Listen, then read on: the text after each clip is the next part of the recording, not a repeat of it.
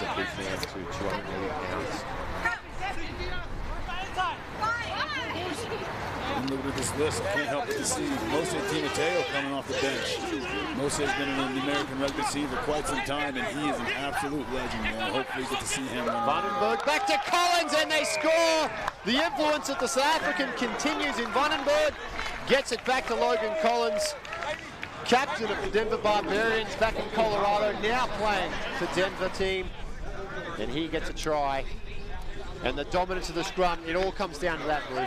This area of the field, Dan, now it's not even mattering if Denver can't finish, during phase play. If they knock it on, if they turn it over, as long as they get a scrum, they know they're going to get the ball back. They are working absolute ends on this scrum. And San Francisco right now, they don't have an answer for it. They certainly don't.